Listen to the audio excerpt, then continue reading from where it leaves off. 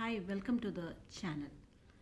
Here we are going to introduce about the tutorials needed for this particular paper, and the paper can be either be called as an information theory paper or communication theory paper, which is going to be related with the problems discussion on analog communication systems.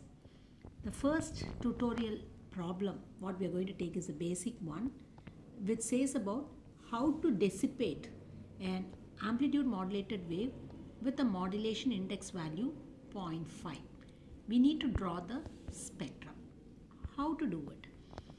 Modulation index value is given as 0.5, and we all know that when I talk about an amplitude modulated wave, it is going to be represented as in such a case that you have carrier wave which is going to have a variation in amplitude parameter, and the envelope is going to be your message signal. So the equations can be rewritten in such a case that the AM modulated wave will be equal to Vc into 1 plus m of t Vm by Vc. Vm by Vc is nothing but called as the modulation index of the system, and the value is given as 0.5. So you can substitute the value over here 0.5. Therefore, Vc into 1 plus 0.5 m of t. This is the generalized equation of an amplitude modulated wave, and Vc is the carrier voltage. Now we need to draw the phase spectrum. So to draw the frequency spectrum of an AM signal with a modulation index of 50%, so in that condition, we need to find out what is the SI of F value. S of F is the frequency domain parameter calculation for an amplitude modulated wave. How do we write that equation? We all know the equations will have upper sideband and lower sideband along with the carrier frequency and the message signal. So first will be with the carrier signal. So F plus Fc, F minus Fc. So you'll have it on both the sides, and this will be related with carrier signal, therefore Vc by 2. Along with that, we have upper sideband and lower sideband, which is going to be Fc plus Fm and Fc minus Fm. Therefore, again half of this information, therefore modulation index value into Vc by 4, upper sideband, lower sideband. So now you can rewrite this equation. Substitute m is equal to 0.5. Therefore this will become Vc by 2, and this will become Vc by 8. That's what is the spectrum value given. The amplitude value of the carrier signal will become half the carrier voltage, and the sidebands will take the value as Vc by 8. Vc by 8. How do we draw the spectrum? We have to show both upper sideband and lower sideband, and this is your carrier signal. So AM wave will be represented by 3 notations: carrier signal with some magnitude value, along with the upper sideband and the lower sideband. So upper sideband will have a center frequency Fc plus Fm, Fc minus Fm. When you come down to your lower part, it is minus Fc minus Fm minus Fc plus Fm. Okay, and these sidebands magnitude will be Vc by 8, which we have calculated from this equation. M is equal to 0.2, that's why it becomes Vc by 8.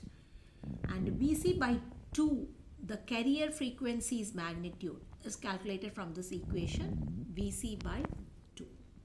So that's how we calculate the spectral configuration for a given modulation index of an amplitude modulated wave. Next we move on to the second tutorial of the session. We take a problem which has been related with the transmission of a amplitude modulated signal, which can be used in a ham radio. Suppose we have a ham radio and you're going to propagate a signal 3 cosine 2 pi 10 power 3 t.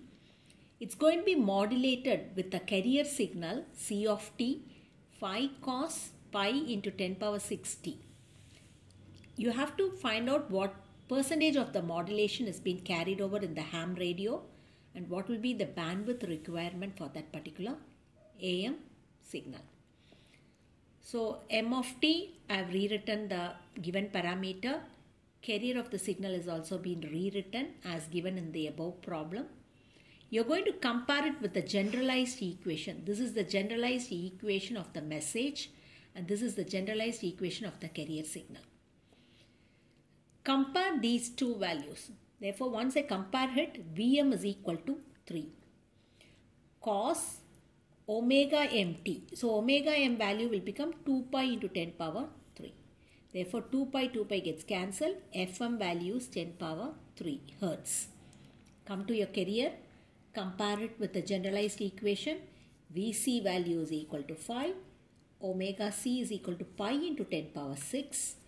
Therefore, 2 pi fc, omega can be rewritten. Fc is equal to pi into 10 power 6. Pi cancel. Therefore, 10 power 6 by 2 hertz. How to calculate the modulation index? We know by the formula of an AM. It is Vm by Vc, 3 by 5. 0.6. Therefore, the percentage is 60%. What is a transmission bandwidth? According to an amplitude modulation wave, transmission bandwidth is always twice that of your message frequency.